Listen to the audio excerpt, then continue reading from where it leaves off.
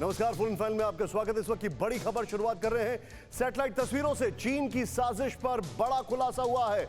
मिसाइलों को रखने के लिए अंडरग्राउंड फैसिलिटी तैयार कर रहा है चीन, जो कि बाकायदा सैटेलाइट पिक्चरों से कैप्चर की गई हैं। और एक तरफ पाकिस्तान, दूसरी तरफ चीन। मिसाइलों के लिए 16 अंडरग्राउंड साइट्स बनाए हैं चीन ने। परमाणु अटैक की सूरत में फौरन जवाबी एक्शन की तैयारी में चीन। मैं चाहूंगा सीधे इसके स्टिल्स बगल में दिखाए जाएं। ये इस वक्त की सबसे बड़ी खबर। ये देखें आप किस तरीके से ये सैटेलाइट इमेजेस कैप्चर हुई हैं। और ये सैटेलाइट इमेजेस अपने आप में इस बात का प्रूफ है कि चीन जो है वो एक बहुत बड़ी साजिश को अंजाम देने की फिराक में है। लेकिन वो क्या करना चाहता है ये कोई नहीं जानता है, क्योंकि यहां पर अभी हमारे सामने एक सबसे बड़ा सवाल खड़ा ये होता है कि एक तरफ अभी LAC पर शांति हुई है, तो दूसरी तरफ ये जो तस्वीरें आई हैं। मैं सीधे चलूंगा, मेरे सहयोगी सुमित मेरे साथ हैं। सुमित, इस खबर के ऊपर आपके पास क्या क्या इंफॉर्मेशन है? ये कौन सी लोकेशन है, क्या क्या चीजें हैं, एक एक चीज बताएं। देखिए, लगातार कई तस्वीरें निशांत अलग अलग जगहों की आ रही है। खासतौर पर ये इलाका आप चाहे नॉर्थ ईस्ट का कह लीजिए, अरुणाचल के पास का इलाका कह लीजिए, ये डेप्सांग के पास का इलाका, इन सभी इलाकों में चीन ने ना सिर्फ अपने जो गैरिसन है बल्कि अपने जो अंडरग्राउंड बंकर्स हैं खासतौर पर मिसाइल रखने के लिए वो तैयार कर लिए। ये रिसेंट पिक्चर्स ये शो कर रही हैं कि कैसे वो एक तरफ बातचीत के साथ साथ चीन जो है अपनी जो रसद है या फिर अपने जो स्ट्रैटेजिक फोर्सेस हैं उनको तैयार कर रहा है, रॉकेट फोर्स जिसको हम कहते हैं। और ये बंकर जो हैं या फिर जो जिस तरीके के ये स्ट्रक्चर्स नजर आ रहे हैं, ये नहीं मिसाइल्स को रखने के लिए तैयार किए गए हैं। निशांत, सुमित, एक चीज मुझे बताइए, ये जो स्ट्रक्चर्स तैयार किए जा रहे हैं, अगर इनके डिस्टेंस की बात की जाए तो ये जो फैसिलिटीज हैं ये किसको टारगेट की जा रही हैं, या उनके अपने, ये जिस तरीके से ईरान कुछ चीजें कर रहा था बहुत साल पहले, इराक की खबरें आ रही थी, वैसा कुछ चल रहा है?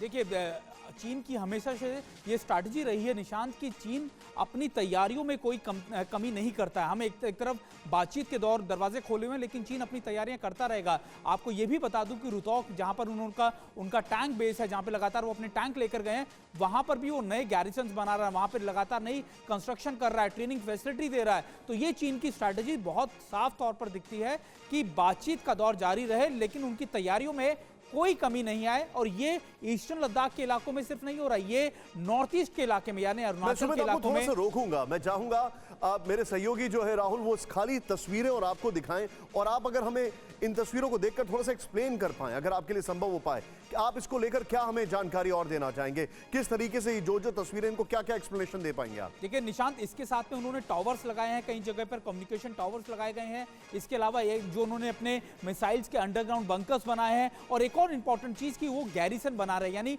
उनकी हैवी आर्टिलरी हो चाहे उनके टैंक्स हो, उनको रखने के लिए भी चीजें बनाई जा रही है। और निशांत, एक इंपॉर्टेंट बात ये जो एक बहुत बड़ा होल जैसा दिखाई दे रहा था, ये क्या था? देखिए, इस होल के बारे में स्पेसिफिक मैं भी नहीं कुछ बता सकता, लेकिन मैं आपको ये जरूर बता सकता हूं कि इन सभी लोकेशंस के साथ साथ में ये अपने छोटे लॉन्च पैड्स या फिर अपने हेलीपैड्स बना रहे हैं, ताकि इनके जो इनके हेलीकॉप्टर्स हैं वो आ सके। और ये भी निशांत सामने से बात आई थी कि ये हेलीपैड्स के साथ साथ में एयर स्ट्रिप्स को भी बनाने की कोशिश कर रहा है चीन, ताकि अगर उनके फाइटर्स को भी उतरना पड़े कभी, तो उसकी तैयारियां भी चीन कर रहा है। और ये निश्चित तौर पर इनकी फ्यूचरिस्टिक वॉर स्ट्रैटेजीज का एक हिस्सा होता है, जो चीन हमेशा से लंबे समय से करता है। निशांत, आप जो बता रहे हैं ये अपने आप में हैरान करने वाली खबर है। आइए जरा बिग वॉल पर आपको कुछ जानकारी दिखा दें। यहां पर देखें इन तस्वीरों को आप, जो हम आपको दिखाने जा रहे हैं, चीन की अंडरग्राउंड तैयारी की तस्वीरें हमारे सामने देखें आप। यहां पर जो हमारे पास इंफॉर्मेशन आ रही है, यहां पर अब बिग वॉल पर आपके सामने हम दिखा रहे हैं किस तरीके से इन्होंने बंकर तैयार किए हैं, अंडरग्राउंड फैसिलिटीज तैयार की हैं। चीन की अंडरग्राउंड तैयारी, प्ले करें इसको यहां पर जरा। ये देखें आप किस तरीके से 16 अंडरग्राउंड बंकर, ये देखें आप 16 अंडरग्राउंड बंकर, परमाणु मिसाइल की तैनाती होगी, असर, यानी कि ये जो तैयारी है उसका असर है। बहुत बढ़िया, यहां पर चेंज करें नेक्स्ट, वो यहां पर मिसाइल लॉन्चिंग की नई फैसिलिटी और जवाबी एक्शन में तेजी आएगी। यहां पर एक बार पैन करके दिखाएं तुरंत, मेरे सहयोगी जो अभिषेक कैमरा पर है यहां पर, ये दिखाएं, ये देखें आप, और इसी फ्रेम को रखें राहुल, इसमें काफी सारी डिटेलिंग आ रही है। नेक्स्ट चेंज ओवर करें, वो यहां पर जो हम आपको बता रहे हैं, सुरंग और सपोर्ट फैसिलिटी, चीनी आर्मी को इससे आसानी होगी। और यहां पर वो हम आपको तस्वीरें दिखा रहे हैं किस तरीके से टनल्स और क्या क्या चीजें तैयारी की जा रही हैं। 140 मिसाइल लॉन्चिंग पैड्स, दुश्मन पर हमला करने में तेजी, यहां पर ये देखें आप। नेक्स्ट, 25 से अधिक कैंप जो हैं वो कैंप ग्राउंड्स बनाए गए, लॉन्च यूनिट को होगी आसानी। ये हमारे सामने, मैं सीधे चलूंगा, हमारे खास मेहमान जो हैं उनका इंट्रोडक्शन आपको कराना चाहूंगा। सीधे अपने खास मेहमानों को हम दिखाते हैं यहाँ पर। सबसे पहले लेफ्टिनेंट जनरल शंकर प्रसाद मेरे साथ हैं। सर स्वागत है आपका, thank you so much for joining us. और हर कोई आपको सुनना चाहता है, बहुत संक्षेप, बहुत ही स्ट्रेट फॉरवर्ड और बहुत ही अच्छा एनालिसिस के साथ हमेशा फॉर्मर एम्बेसडर विष्णु प्रकाश सर हमारे साथ हैं। सर आपका स्वागत है। और एक शेर की दहाड़, हिस्टोरियन और एक हार्डकोर नेशनलिस्ट मेरे साथ हैं प्रोफेसर कपिल कुमार। सर आपका स्वागत है। मनीष झा बड़े दिन के बाद स्क्रीन पर हमारे साथ। मनीष वेलकम। कसवर एक बहुत ही ब्रेव रिपोर्टर पाकिस्तान के, और बल्कि न्यूट्रल रिपोर्टर, वो हमारे साथ हैं यहां पर। सीधे चलूंगा सबसे पहले जनरल शंकर प्रसाद सर से। सर ये जो तैयारी चल रही है, आप इसको कैसे देख रहे हैं? ये लॉन्ग थॉट आउट चीज है या शॉर्ट टर्म एडवांटेजेस के लिए ये है क्या?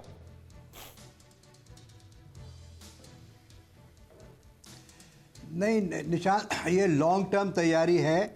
ये तैयारी आपके सामने आज आई है, लेकिन हमें भारत में हमारी सेनाओं को, हमारी इंटेलिजेंस एजेंसीज को इसके बारे में काफ़ी जानकारी काफ़ी समय से है। ये आपने ठीक कहा कि नॉर्थ ईस्ट में भी है और ईस्टर्न लद्दाख के सामने पाकिस्तान ऑक्युपाइड कश्मीर में भी है। ये कश्मीर के जो इलाका है जहाँ पर चाइना ने कब्ज़ा कर रखा है, इलेजिटिमेटली पाकिस्तान ने उनको दे रखा है, रॉन्गली दे रखा है, जो भारत का हिस्सा, उस इलाके में चाइनीज़ की कम से कम 2 से 3 बटालियंस वहाँ पर हैं जो कि मिसाइल की कैपेबिलिटी रखती हैं। ख़ास तौर से जैसे कि पाकिस्तान के अंदर ये नॉर्थ ईस्ट में, नॉर्थ वेस्ट में लगाई गई हैं, वो they are basically missile bases and capable of nuclear, carrying nuclear warheads. उसके साथ साथ अब लेटेस्ट ये खबर आई है कि वहाँ पे लॉन्ग रेंज आर्टिलरी के यूनिट्स पे लगाई गई हैं। इनके प्रोटेक्शन के लिए सफिशिएंट इन्फेंट्री और अदर ट्रूप्स लगाए गए हैं। ये सबको मालूम है, ये हमारे पास खबर काफ़ी अरसे से है। जहाँ तक कि नॉर्थ ईस्ट का सवाल है, वहाँ पे पहले मैंने इतना ज़्यादा नहीं सुना था, लेकिन हाँ ये मुझे पता था कि कुछ ना कुछ वहाँ एक किस्म की कार्रवाई हो रही है। लेकिन जो आज फ़ोटोज़ आप दिखा रहे हैं, ये अगर फ़ोटोज़ नॉर्थ ईस्ट की हैं तो इससे ये साबित हो जाता है कि दोनों डायरेक्शन में, यानी कि अरुणाचल की साइड में भी और लद्दाख की साइड में भी इन्होंने मिसाइल लॉन्चिंग पैड बना रखे हैं। अब बात ये आती है कि अंडरग्राउंड का मतलब ये है निशांत कि they are safe from our retaliation, क्योंकि अगर हम रिटेलिएट करेंगे तो उन्होंने इसको सफिशिएंटली डिग डाउन कर रखा है, जिससे कि इसका इफेक्ट इतना ज़्यादा नहीं होगा। और पर इसकी एक प्लीज सर, प्लीज गो, आप कंप्लीट कर लें पहले। सॉरी जी बोलिए। जी नहीं आप बताएं आपका सवाल। सर मुझे आपसे एक सवाल ये पूछना है। चीन के पास, हर एक इंसान के पास 2 रिसोर्सेज होते हैं, एक होता है मैन, एक होता है मटेरियल। उनको पता है कि उनके पास जो मैन पावर है उसमें वो एज नहीं है जो भारत के पास है, इसीलिए वो मटेरियल और मैन पावर को कवर अप करने के लिए बहुत सारी चीजें बनाते रहते हैं। देखिए इसमें बड़ी, this is a very strategic question you are asking. पहला सवाल का जवाब सीधे सब शब्दों में ये कहूँगा कि जिस तरह से ईस्टर्न लद्दाख में इस समय चाइना की आर्मी को मार खानी पड़ी है, उनको विड्रॉ करना पड़ा है, जबकि वो विड्रॉ नहीं करना चाह रहे थे। हालांकि दिप्सांग में अभी भी बातचीत चल रही है। इससे ये वर्ल्ड को साबित हो गया कि Chinese army is man to man incapable of withstanding the onslaught of the Indian army. लेकिन अब उनके पास 2 यंत्र हैं, एक तो मिसाइल्स, लेकिन मिसाइल को फायर करने में निशांत उनको ये समझना चाहिए कि अगर उन्होंने कोई न्यूक्लियर डिवाइस या कोई और लॉन्ग रेंज मिसाइल्स हमारे इलाके में दागे और उससे हमें कोई डैमेज हुआ, तो उसकी रिटेलिएशन पावर हमारे पास भी इक्वल क्वांटिटी में है। तो मुझे नहीं लगता, ये सब एक तरह से डराने की बातें हैं। These are all issues which are trying to create superiority. But अब हम लोगों को ये समझ में आ गया है कि अगर वो इस्तेमाल करेगा, एक तरफ से देखिए उसको ट्रेड में कितनी परेशानी हो रही है, लेकिन मुझे लगता है कि these are all issues to pressurise India for a better solution to the line of actual control और फाइनली अ बॉर्डर। लेकिन हमें यह याद रखना है कि चाइना क्या ये हथियार इस्तेमाल करने की एक क्षमता रखता है, क्योंकि उसको पता है कि हमारे पास भी इसके जवाब है। हमारे पास भी 3000 रेंज के लगभग के मिसाइल्स है, हमारे पास भी न्यूक्लियर कैपेबिलिटी है, and we always say that we will have enough to retaliate. We may not be the first ones to use. Point taken. इसमें एक तरह से आपका सवाल बड़ा जायज़ है कि man to man no way, but I don't think they'll be stupid enough to use these missiles, because if they do, It will be a complete destruction of China and India. Point noted. इसके बाद मैं quick reaction लूंगा Vishnu sir से और फिर मैं आ रहा हूं कपिल सर के पास कसवर से एक इनपुट लेकर, क्योंकि पाकिस्तान के लिहाज से हमारे लिए बड़ा इंपॉर्टेंट है और फिर मैं ओवरऑल एक व्यू पॉइंट यहां पर कपिल सर से लूंगा। लेकिन विष्णु सर, अगर बात की जाए, एक तरफ हमारी बातचीत चल रही है और दूसरी तरफ उनकी जंगी तैयारियां एज इट इज ऑन हैं। मैं समझना यह चाहता हूं कि क्योंकि ये चीजें पहली बार इस हद तक मीडिया में सामने आ रही हैं, क्या हमें उसके लिहाज से परेशान होना चाहिए या हमें एक लॉन्ग स्टैंडिंग अप्रोच मान के चलनी चाहिए कि चाइना ऐसा है, था और रहेगा, वो अपना काम करता रहेगा? Your take sir. आप बिल्कुल ठीक कह रहे हैं निशांत जी, चाइना ऐसा था, है और रहेगा। और उन जो ये कर रहे हैं हरकतें, इनसे इनके मंसूबों का पता लगता है, इनके इरादों का पता लगता है, जो गलत हैं, विस्तारवादी हैं और शांतिपूर्ण नहीं हैं। तो ये बिल्कुल ठोस चिन्ह है इसके कि ये इनकी नीति है। और जब 1979 में इनके साथ अमेरिका ने नॉर्मलाइज किए थे रिलेशनशिप, तो कह रहे थे कि इनके साथ जितना भी दुनिया का संबंध बढ़ेगा तो ये एक शांतिपूर्वक देश बनेंगे। बिल्कुल उल्टा हुआ है। जैसे जैसे इनकी इकोनॉमिक पावर बढ़ती जा रही है, वैसे इनके मिलिट्री एम्बिशंस भी बढ़ते जा रहे हैं।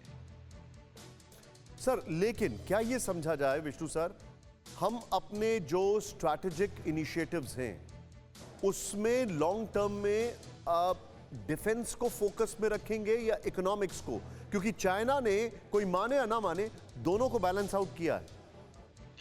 निशांत जी, डिफेंस तो है ही है, पर डिफेंस हम कब मजबूत हो सकते हैं, अपनी सुरक्षा कब कर सकते हैं? जब हमारे पास आर्थिक ताकत हो। तो सबसे जो बुनियाद है वो 3 है: आर्थिक ताकत, आर्थिक ताकत, आर्थिक ताकत।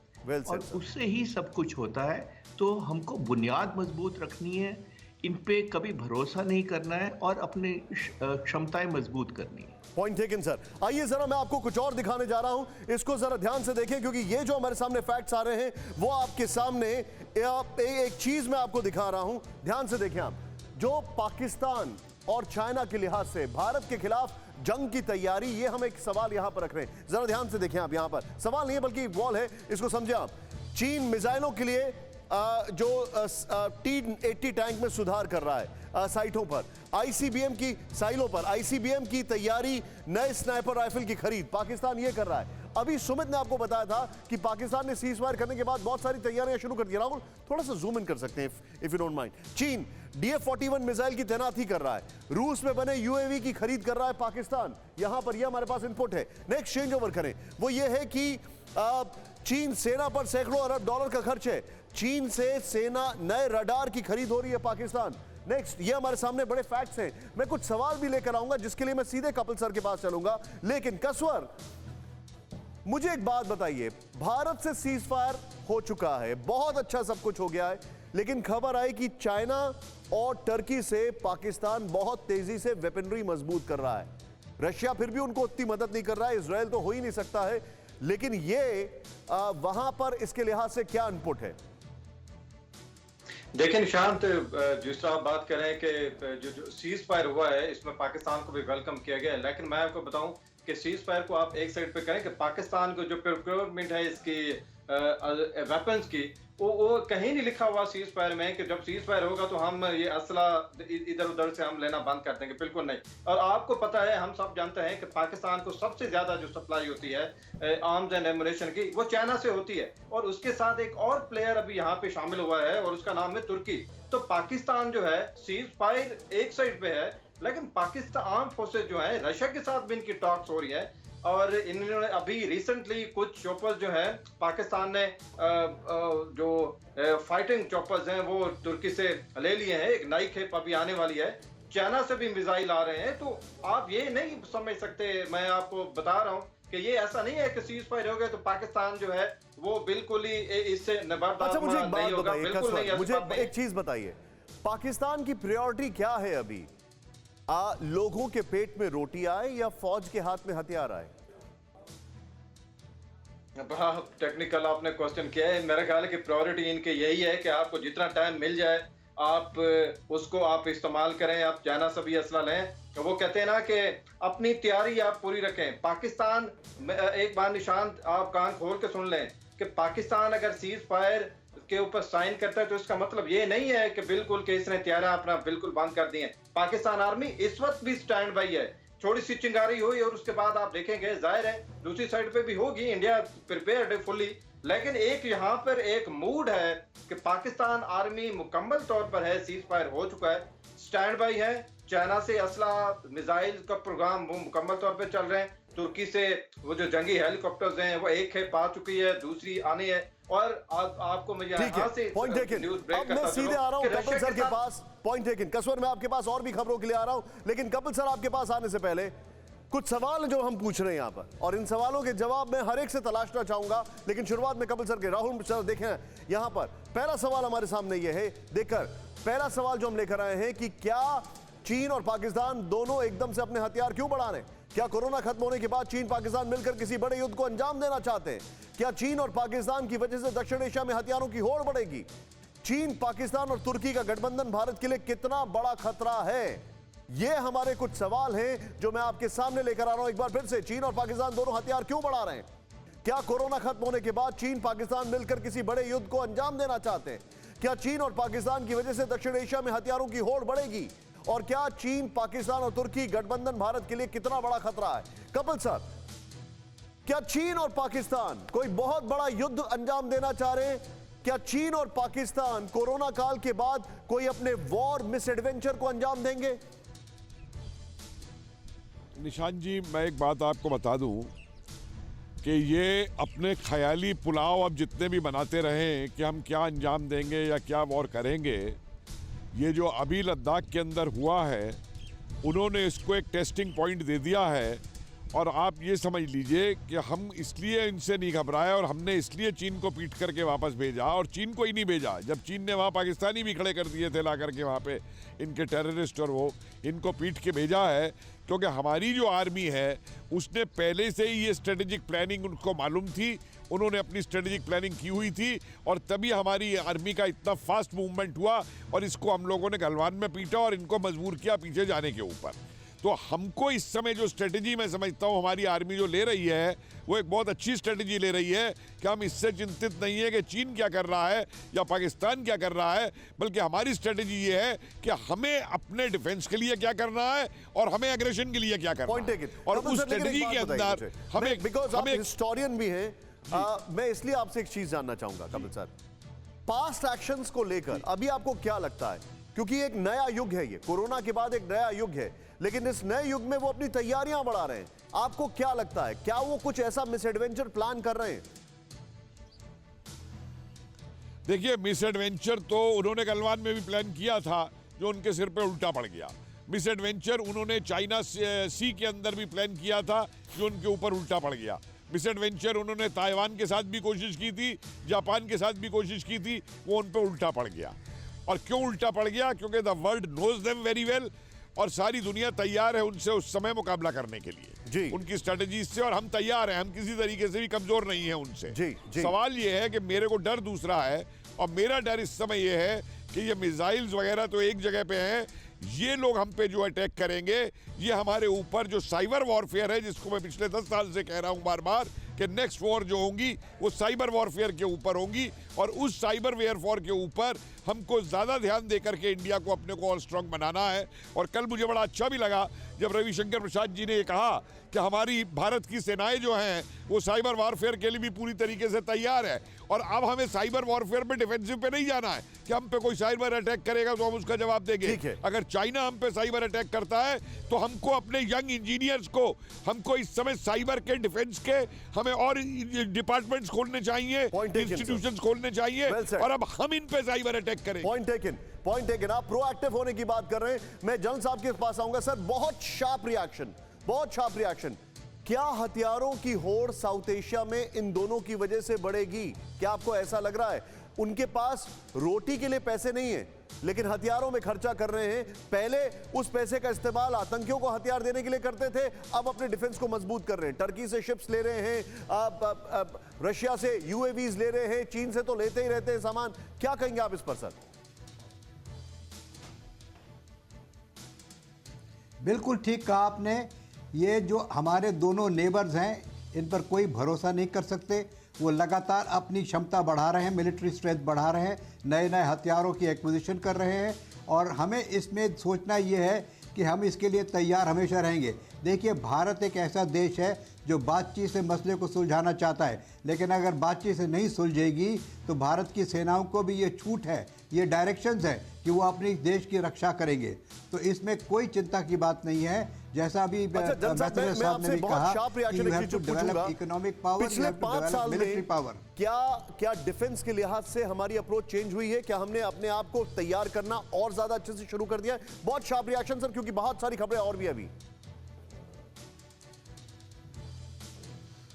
Yes sir, definitely there is a major change, there is a major change जो कि हमारी स्ट्रैटेजी के बड़ी भारी बदली आई है, न केवल फौज के अंदर बल्कि पॉलिटिकल मास्टर्स के अंदर, डिफेंस स्ट्रैटेजी के अंदर। मैं समझता हूं कि आज भारत वो कैपेबिलिटी रखता है कि इन सब चीज़ों से निपटने का तरीका जानता है। भारत सेना भी जानती है, भारत सरकार भी जानती है, भारत इंटेलिजेंस ऑर्गेनाइजेशन भी जानती है। लेकिन एक बात बड़े पते की कपिल भाई ने कही कि हमें साइबर वॉर पर बहुत ख्याल करना है। उस पर अगर आप बात करेंगे तो ज़रूर बात बताएंगे आपको कि cyber warfare is going to be a very important aspect of the future war. मैं एक बड़ी खबर बता रहा हूं, मनीष झा ब्रेक कर रहे। चीन के खिलाफ एक्शन में अमेरिका की बाइडेन सरकार, कमला हैरिस ने की ऑस्ट्रेलिया के प्रधानमंत्री से बात। चीन के खिलाफ आपसी गठबंधन मजबूत करने पर हुई बातचीत। यहां पर इंडो पैसिफिक क्षेत्र में सहयोग बढ़ाने पर हुई चर्चा। ग्लोबल और क्षेत्रीय चुनौतियों पर सहयोग को लेकर बनी सहमति।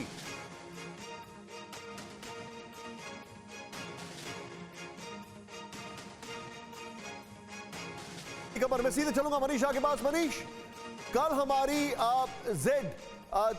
उनसे बात हुई थी, उनका यह कहना था कि कोरोना को लेकर, क्वाड को लेकर, आई स्टैंड करेक्टेड, क्वाड को लेकर हम बहुत तेजी से आगे बढ़ने, और यह बातचीत कमला हैरिस के ऑस्ट्रेलियन काउंटरपार्ट से काफी महत्वपूर्ण है। क्या समझा जाए? जी हाँ, बिल्कुल। देखिए, कल जब आपने विदेश मंत्रालय के प्रवक्ता जेड तरार से बात की थी, तब जेड ने भी आपको ये कहा था कि चीन के ही पर्सपेक्टिव में नहीं बल्कि भारत और अमेरिका की जो दोस्ती है वो कई मायने में कई लेवल पर काम कर रही है, और इसमें क्वाड की एक अहम भूमिका है। और बाइडेन एडमिनिस्ट्रेशन कम से कम क्वाड को लेकर बहुत ही ज़्यादा सीरियस देख रहा है। आप देख ही रहे हैं कि किस तरह से उपराष्ट्रपति कमला हैरिस ऑस्ट्रेलिया के प्रधानमंत्री से बात कर रहे हैं, और क्वाड में हम किस तरह से आगे बढ़ रहे हैं। लेकिन फिर वही है कि अगर भारत के पॉइंट ऑफ व्यू से देखें तो भारत यहाँ पर बहुत ही संभल कर चल रहा है। एक तरफ वो क्वाड के जरिए चीन की चुनौतियों से निपटने की प्लानिंग भी कर रहा है, लेकिन भारत को इस बात का भी अंदाजा है कि चीन से हमें खुद भी निपटना होगा, और यही वजह है कि चीन से हम लगातार आई टू आई हर लेवल पर न सिर्फ बार्गेन कर रहे हैं, नेगोशिएट कर रहे हैं, बल्कि करारा जवाब भी दे रहे हैं, चाहे वो द्विपक्षीय मसला हो या फिर क्षेत्रीय मसला हो। इसी में एक खबर में आगे ऐड कर रहा हूं जो कि सुमित लेकर आ रहे हैं, और उसके बाद मैं विष्णु सर के पास आऊंगा। भारत समेत दुनिया की 7 महाशक्तियों की वॉर ड्रिल, बड़ी खबर। यूएई के रेगिस्तान में 7 सेनाओं का युद्ध अभ्यास। मैं चाहूंगा राहुल शॉट्स के साथ दिखाएं। सुखोई, राफेल और F-16 का एक साथ दिखाएंगे दम, बड़ी खबर। भारत, यूएस, फ्रांस, दक्षिण कोरिया युद्ध अभ्यास में शामिल। सऊदी अरब, बहरीन, यूएई भी एक्सरसाइज में शामिल। सुमित, क्या इंफॉर्मेशन है? देखिए निशांत, आपको याद होगा कि इससे पहले डेजर्ट नाइट करके एक एक्सरसाइज हुई थी जोधपुर में, जिसमें भारत और फ्रांस के जो राफेल विमान थे वो उसमें शामिल हुए थे, और उसी के बाद ये एक्सरसाइज हो रही है अब यूएई के अंदर। खास बात यह है कि 4-5 देश इसमें इकट्ठे शामिल होंगे, जिसमें भारत के भी सुखोई राफेल विमान इसमें शामिल होंगे। तो ये एक तरीके की स्ट्रैटेजी है, खासतौर पे सऊदी के साथ और यूएई की कंट्रीज के साथ भारत की। क्या ये एक नया अलायंस जो है, बिल्कुल उसके तौर पर एक नया मिलिट्री अलायंस का एक सिग्नेचर है ये? बिल्कुल, और ये मिलिट्री अलायंस है निशांत, क्योंकि डिप्लोमेटिक अलायंस तो बहुत पहले से तय किया गया था, लेकिन ये मिलिट्री अलायंस लगातार और ज़्यादा मजबूत हो रहा है। आपको याद होगा कि आर्मी चीफ पिछले साल यूएई गए थे, उन्होंने कई दौरे भी किए, खासतौर पे वहाँ के नेशनल वॉर कॉलेज में गए। उसके बाद ये सारी चीज़ें अब इसी घटनाक्रम का एक हिस्सा है कि सारी कंट्रीज़ का जो अलायंस है, खासतौर पे यूएई का, सऊदी का, इजिप्ट का या फिर फ्रांस का, ये अलायंस जो है मिलिट्री अलायंस कितना ज़्यादा मजबूत हो रहा है। निशांत, मैं सीधे चलूंगा, विष्णु सर मेरे साथ मौजूद है। सर, वेरी क्विकली, एक कमला हैरिस की अपने काउंटरपार्ट, ऑस्ट्रेलियन काउंटरपार्ट से बातचीत, दूसरी ये वॉर ड्रिल, क्या आपको एक नया अलायंस स्टिचअप होते हुए दिखाई दे रहा है, ये न्यू वर्ल्ड सिनेरियो जो बनता है पोस्ट कोविड के बाद? निशांत जी, बहुत शुक्रिया ये सवाल मेरे तक लाने के लिए। देखिए, मेरी जो ट्रेनिंग है वो ये है कि मैं रीडिंग बिटवीन द लाइंस करता हूँ और जो स्ट्रॉज इन द विंड है वो देखने को मिलते हैं।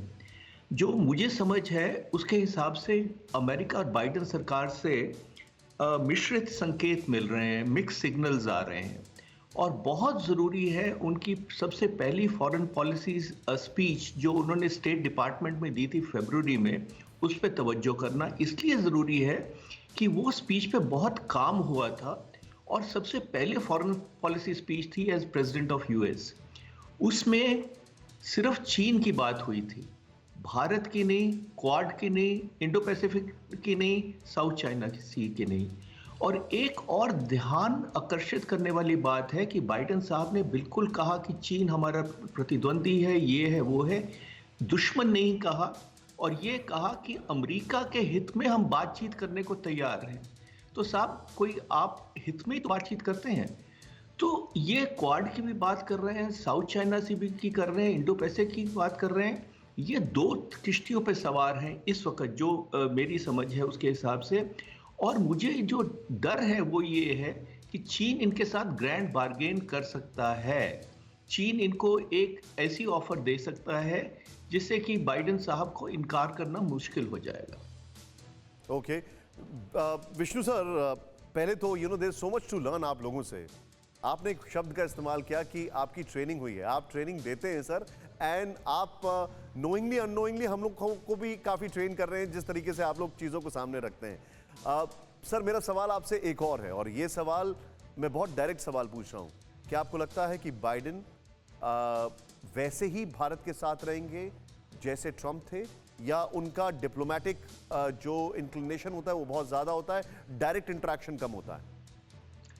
बाइडेन साहब अब अमेरिका के साथ रहेंगे और मैं बड़ा सोच के ये कह रहा हूँ, वो ना भारत के साथ हैं ना वो करेंगे जो अमेरिका के हित में है। और अमेरिका एक सुपर पावर है, उसके जो इंटरेस्ट है बहुत बड़े हैं। और अगर मैं बाइडेन साहब की जगह होता और मैं चीन के साथ कोई ना कोई ऐसा व्यवहारिक संबंध बना सकता, तो ये मुझे पता है कि चीन मेरे साथ धोखा करेगा, पर इतिहास में ये दिखाना कि मैंने चीन के साथ ऐसे संबंध बनाए जो अमेरिका के हित में है, बहुत बड़ी टेम्पटेशन है। और चीन हमारे साथ कॉम्प्रोमाइज नहीं करेगा, अमेरिका के साथ करेगा। जी, आप जो बता रहे हैं पॉइंट टेकन सर। इस वक्त एक बड़ी खबर मेरे पास आ रही है। भारत के खिलाफ पाकिस्तान की बड़ी साजिश, एलओसी पर 763 बंकर बनाने की तैयारी में। पाकिस्तान, इमरान सरकार ने बंकर के लिए फंड जारी किया, आतंकी घुसपैठ में मदद करती है पाकिस्तानी सेना। 200 से ज्यादा आतंकी घुसपैठ की फिराक में। मनीष, बहुत हैरान करने वाली खबर, उसके बाद मैं कसवर पर आ रहा हूं।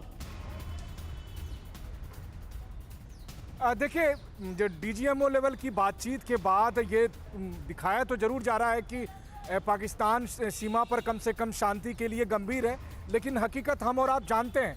लेकिन मेरा पक्ष दूसरा है। मैं जब ये देखता हूं कि जब पाकिस्तान के प्रधानमंत्री बार बार ये कहते हैं कि भारत कभी भी युद्ध कर सकता है, तो हम ये उम्मीद नहीं कर सकते हैं पाकिस्तान से कि वो इन सब फैसले को लागू करने के पीछे उसका हिडन एजेंडा क्या है। उसका एजेंडा बस यही है कि वो दुनिया को बताना चाहता है कि देखिए, इस जगह पर टेंशन है, सारा फोकस आप लोग भारत पाकिस्तान सीमा पर करिए। और यही एकमात्र एजेंडे के साथ पिछले कई महीनों से वो पाकिस्तान की, चाहे आप अंदरूनी मामलों से ध्यान भटकाने की कोशिश हो या पाकिस्तान को एक बार फिर ग्लोबल मंच पर लाने की जद्दोजहद हो, इमरान खान की सरकार लगातार यही कोशिश कर रही है। और ये सारे फैसले उसी के मद्देनजर। बिल्कुल बहुत अलार्मिंग चीज बता रहे हैं। मैं चाहूंगा अगर वो बंकर वाले शॉट्स भी हमारे पास आ जाएं तो। कसवर, योर टेक। बहुत हैरान करने वाली खबर है। कपिल सर, मैं आपके पास आ रहा हूं। निशांत, मेरे नजदीक ये हैरान करने वाली खबर बिल्कुल नहीं है। मैं जिस तरह आपको पहले बता रहा हूं, जहां पे ग्राउंड रियलिटी जो है वो पाकिस्तान की फोर्सेज हैं, वो एवरी पॉसिबल स्टेप ले रही हैं और वो मुकम्मल तौर पर स्टैंड बाई हैं। जिस तरह अभी आप एक क्वेश्चन कर रहे थे अपने एक पैनलिस्ट को कि चाइना, तुर्की और पाकिस्तान का जो संबंध है वो कितना खतरनाक हो सकता है, तो इसमें कोई शक नहीं कि तीनों मुल्क, इनका आपस में एक अलायंस है और पाकिस्तान इसका बेनिफिशियरी है। पाकिस्तान आर्म फोर्सेज जो है, ग्राउंड फोर्सेज, एयरफोर्स, नेवी, वो मुकम्मल तौर पर एवरी पॉसिबल वे, और वो जंग के माहौल को नजर रख के सीज फायर एक और अच्छी बात है, लेकिन वो हर मुकम्मल तैयारी कर चुकी हुई हैं। और जितने स्टेप्स उनको लेने पड़ेंगे वो ले रहे हैं, खबरें आ रही होती हैं। और जिस तरह आप अभी खबर दे रहे हैं तो मेरे लिए ये हैरान कुन बात नहीं है। पाकिस्तान तो स्टैंड पे ऑलरेडी। आपके लिए हैरान करने वाली खबर नहीं है, ये हमारे लिए ज्यादा हैरान करने वाली बात हो गई कि आपको भी हैरानी नहीं हो रही। Kapil sir, your take. Pakistan जिस तरीके से ये तैयारी कर रहा है, they are buying time ceasefire की आड़ में। देखिए, मेरा एनालिसिस बड़ा सिंपल है निशान जी। इसके ऊपर ये जो सीज फायर की बात पाकिस्तान ने की है, सिर्फ एक वजह से की है कि इनकी एक गोली चलने के ऊपर जब हमारा मोर्टार चलता था और इनके मोर्टार चलने के ऊपर हमारी तोप चलती थी, और जो इनके लॉन्चिंग पैड्स को हमने ख़त्म किया था, और जो इनकी चौकियां उड़ाई जा रही थी, उससे अपने बचाव के लिए और अपने आप को दोबारा वहां पे इकट्ठा करने के लिए ये स्टंट पाकिस्तान ने किया है सीजफायर का। और हमको इस स्टंट के ऊपर बिल्कुल मानना नहीं चाहिए। It is simply a defensive act of Pakistan, time consuming, कि मुझे टाइम मिल जाए कुछ और करने को, अपने दोबारा करने के लिए। क्योंकि जो पाकिस्तान की फितरत है, जो उसके यहाँ आतंकी पल रहे हैं, जो उसके यहाँ आतंकियों को ट्रेन किया जा रहा है, अगर वो सीजफायर कर देगा तो उन्हें वो कहाँ नहीं जाएगा?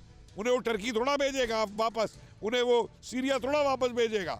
तो इसलिए ये सब एक तमाशा है पाकिस्तान का सीजफायर का, जिसको मैं मानने को बिल्कुल तैयार नहीं हूँ। और मैं आपको बता दूं कि हमारी आर्मी और हमारी गवर्नमेंट भी इसको मानने को तैयार नहीं है। दुनिया को दिखाने को आप भले ही कह दीजिए कि सीजफायर हो गया है, लेकिन कोई भी इसे मानने को तैयार नहीं है।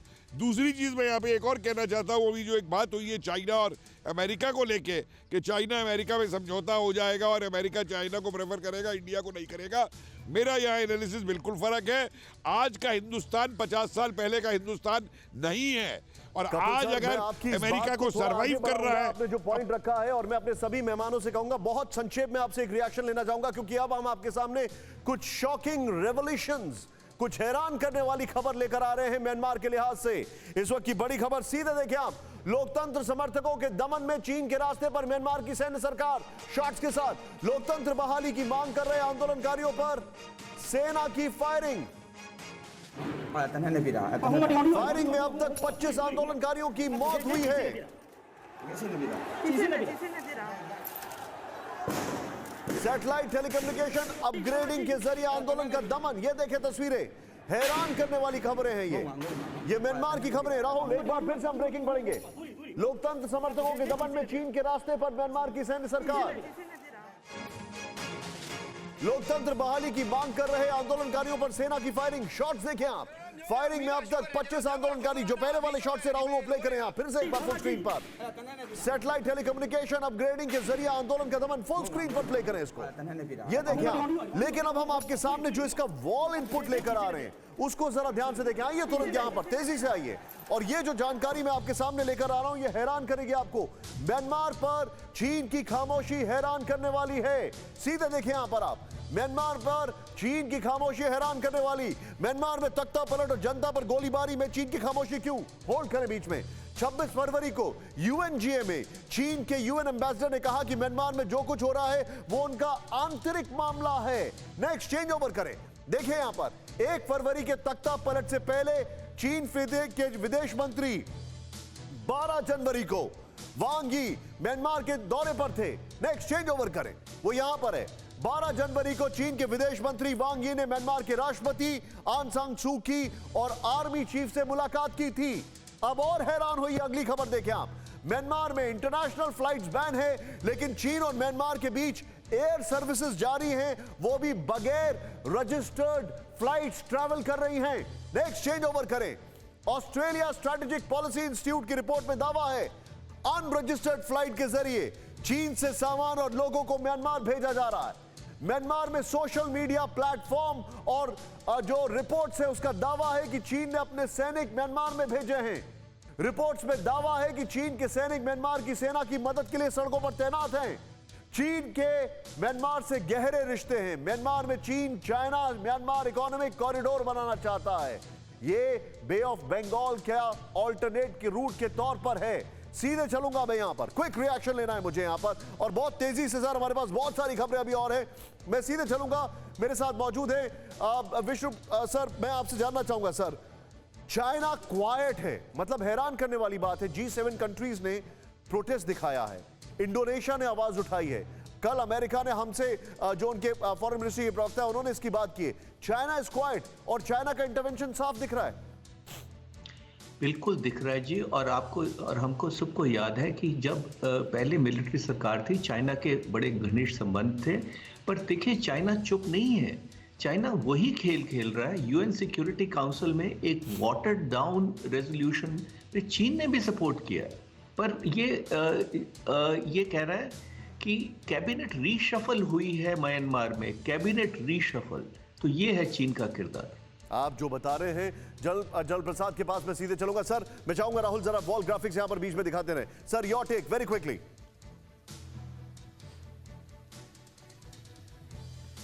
चाइना लगातार म्यांमार में मिलिट्री गवर्नमेंट को एक तरफ से सपोर्ट करता रहता है, और उसने जो ये वहाँ पर डेमोक्रेसी को ख़त्म करने का जो कार्य हुआ है, ये चाइना की पूरी जानकारी से हुआ है, पूरी सपोर्ट से हुआ है। और जैसा आपने न्यूज़ में दिखाया अभी कि लगातार चाइना उसको सपोर्ट कर रहा है। मेरे ख्याल से जो आपने कहा, मुझे उसका खैर इतना इन्फॉर्मेशन नहीं है कि चाइनीज़ आर्मी के व्यक्ति, उनके सोल्जर्स वहाँ गए, ज़रूर गए होंगे, लेकिन सबसे बड़ी जानने की बात यह है कि total support of China is behind the military of Myanmar. Myanmar की जो आर्मी है वो इस तरह से नहीं कर पाती जब तक कि उसको चाइना की 100% सपोर्ट नहीं होती। Absolutely right. मैं अपने सभी मेहमानों का शुक्रिया करना चाहूंगा। मेरे साथ अब कुंदन जुड़ रहे हैं, सभी सहयोगियों का शुक्रिया करना चाहूंगा। कुंदन जुड़ रहे हैं क्योंकि अब हम बढ़ रहे हैं। ब्रिटेन भेजी जाएगी भारत में बनी कोरोना वैक्सीन कोविशील्ड। बड़ी खबर, कोविशील्ड की 1 करोड़ डोज ब्रिटेन भेजी जाएंगी। बड़ी खबर, ब्रिटेन ने दिसंबर 2020 में कोविशील्ड को दी थी मंजूरी। ऑक्सफोर्ड यूनिवर्सिटी एस्ट्राजेनेका ने बनाया है कोविशील्ड का फॉर्मूला। कुमार कुंदन मेरे साथ है। Kumar Kundan, quick take. देखिए, हमारे जो दोनों वैक्सीन है, उस दोनों वैक्सीन का डंका देश में नहीं पूरे विश्व में बजना शुरू हो गया है। और जिस हिसाब से अब ब्रिटेन ने इसकी मंजूरी दी, एक तरह से कमर्शियल मंजूरी वो हो गई है, यह बताने के लिए काफ़ी है कि सीरम इंस्टीट्यूट के कोविशील्ड को भी एक तरह से विश्वव्यापी जो है वो मंजूरी मिलती जा रही है। और दूसरी तरफ जो भारत बायोटेक है, उसकी भी वैक्सीन को विश्वव्यापी मंजूरी मिल रही है। तो मेड इन इंडिया वैक्सीन जो है वो पूरे विश्व में छा रहा है। लेकिन अगर कोरोना से लड़ने के लिए जो प्रधानमंत्री ने कहा था कि विकल्प हम देंगे लोगों को, मैंने ये सवाल इसलिए पूछा कि ब्रिटेन में सबसे पहले वैक्सीनेशन शुरू हुआ, फाइजर से शुरू हुआ, और वो अब भारत की वैक्सीन मंगा रहे हैं। निश्चित रूप से यह विश्वास बताता है, और जिस हिसाब से इफिकेसी रेट और लोगों को पता चल रहा है कि वैक्सीन का क्या आ रहा है, धीरे धीरे प्रभाव दिख रहा है। जो प्रभाव पिछले 3 महीने से शुरू हो रहा है वो अब पूरी दुनिया को दिखना शुरू हुआ है। इसलिए मेड इन इंडिया वैक्सीन ये खबर को थोड़ा सा और एक्सपैंड करूंगा। आप जो बता रहे हैं कुमार कुंदन, पॉइंट टेकन। मैं जरा एक बार अपने दर्शकों को भारत का हाल बता दूं। वैक्सीनेशन के बीच देश के 15 राज्यों में बढ़ा कोरोना संक्रमण। 15 राज्यों में 5% से ज्यादा हुई कोरोना पॉजिटिव रेट। महाराष्ट्र में सबसे ज्यादा 13.2% पॉजिटिविटी रेट। पंजाब में कोरोना से डेथ रेट सबसे ज्यादा 3.2%। सीधे यहां पर बिग वॉल पर आइए। राहुल तेजी से दिखाइए वॉल, इसके बाद हम ब्राजील वाली खबर बताएंगे आपको। जरा प्ले करें यहां पर। जो हमारे पास सबसे इंपॉर्टेंट खबर है वो ये देखें आप, किस तरीके से संक्रमण के मामले में टॉप 4 देश। ये देखें आप, ये अमेरिका, ब्राजील, रूस। यहां पर राहुल जो हमारे पास एक और वॉल है, जरा वो भी प्ले करें यहां पर। जो भारत में 15 राज्यों में बढ़ा, ये देखें आप, ये देखिए हिमाचल प्रदेश 5.3%, चंडीगढ़ 8.5%, दिल्ली 5.1%, सिक्किम 7.8%, राजस्थान, महाराष्ट्र सबसे ऊपर, गोवा यहां पर। और यह हैरान करने वाली खबर है कि हमारे देश में किस तरीके से कोरोना बढ़ रहा है। लेकिन महिलाओं और पुरुषों वाली एक बड़ी हैरान करने वाली ब्रेकिंग न्यूज आ रही है कोरोना वैक्सीन को लेकर, जिसके साथ नहीं, इसके बाद वाली जो ब्रेकिंग हमारे पास, जो लास्ट ब्रेकिंग हम ले रहे हैं वो आपको दिखा रहे हैं। उसको जरा ध्यान से देखें किस तरीके से दिल्ली में कोरोना का टीका लगवाने में महिलाएं पीछे हैं। महिलाओं के मुकाबले पुरुषों में लगा टीका लगवाने की होड़। दिल्ली में 1 लाख से ज्यादा महिलाओं को लगा टीका। 2,64,000 पुरुषों ने लगवाई कोरोना वैक्सीन।